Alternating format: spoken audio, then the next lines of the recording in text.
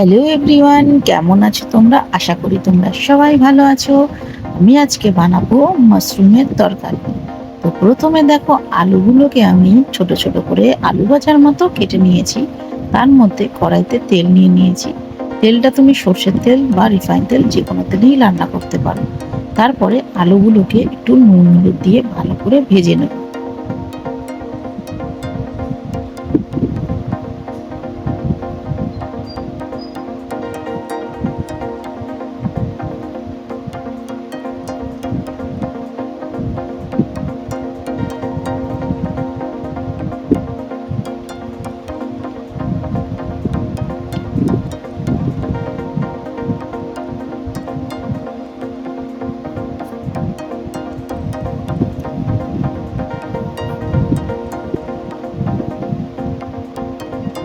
আলুগুলো লাল লাল ভাজা হয়ে গেছে, একটি পাত্রে আলুগুলোকে বের করে নেব।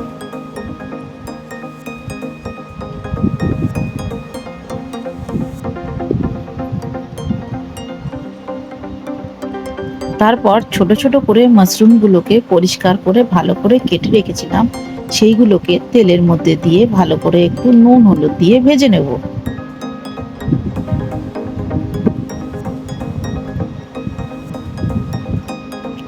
মাশরুমগুলো যখন ভাজবে তখন মাশরুমগুলো থেকে কিন্তু হালকা জল বেরোবে।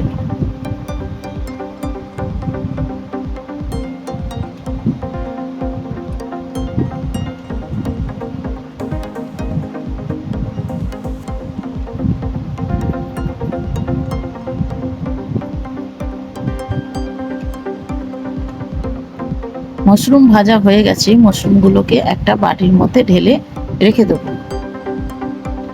এবার ওই কড়াইয়ের মধ্যে সামান্য সর্ষের তেল দিয়ে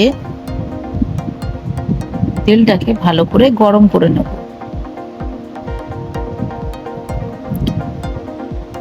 তারপর কুচি করে কেটে রাখা পেঁয়াজগুলো দিয়ে পেঁয়াজগুলো ভালো করে ভেজে নেব।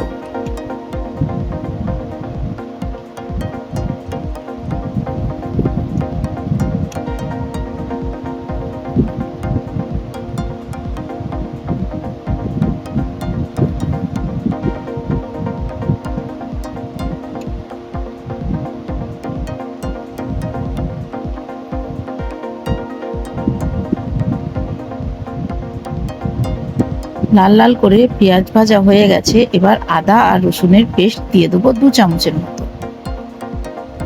তারপরে পেঁয়াজের সাথে আদা রসুনের পেস্টটাকেও ভেজে নেব।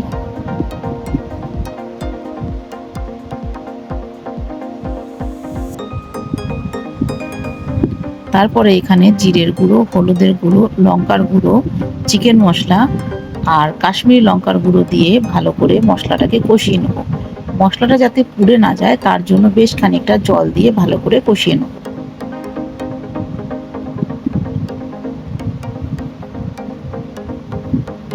মশলা কষানোর জন্য আরেকটু জল লাগবে, আরেকটু জল দিয়ে নেব।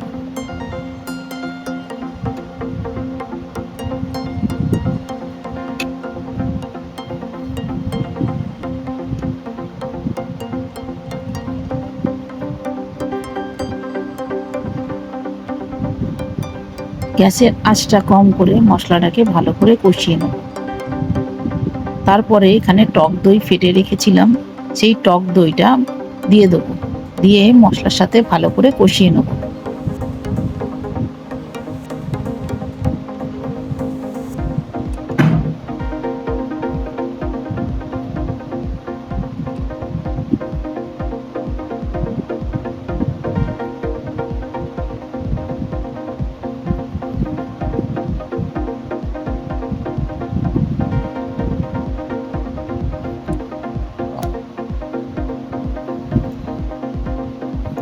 মশলা কষাতে কষাতে দেখো এখানে হালকা করে তেল ছাড়া শুরু করে দিয়েছে।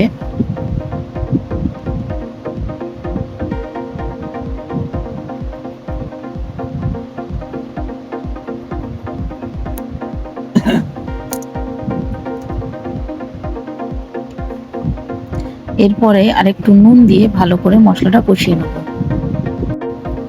তারপর মাশরুমগুলোকে ভেজে রেখেছিলাম, সেই মাশরুমগুলোকে দিয়ে মশলাটা ভালো করে কষিয়ে নেব। মাশরুমগুলো ভালো করে কষিয়ে নেব।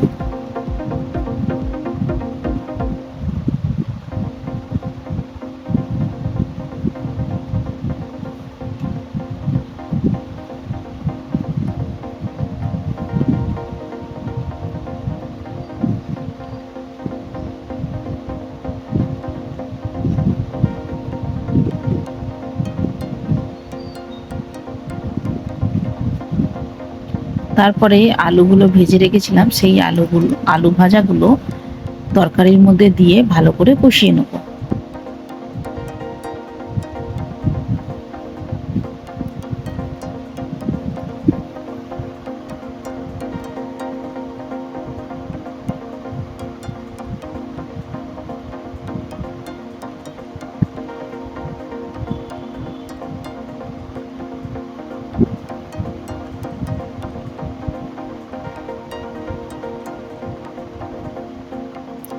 আলু আর মাশরুম ভালো করে কষে যাওয়ার পরে পরিমাণ মতো জল ঢেলে দেবো।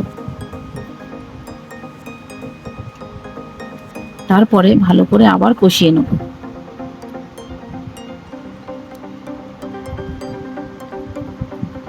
কিছুক্ষণ রান্না করার পর আমাদের মাশরুমের তরকারি তৈরি। এবার আপনারা রুটি বা লুচির সাথে যে কোনো জিনিসের সাথে পরিবেশন করতে পারেন। আমাদের রেসিপিটা কেমন লাগলো একটু কমেন্ট করে কমেন্ট বক্সে জানাতে ভুলবেন না।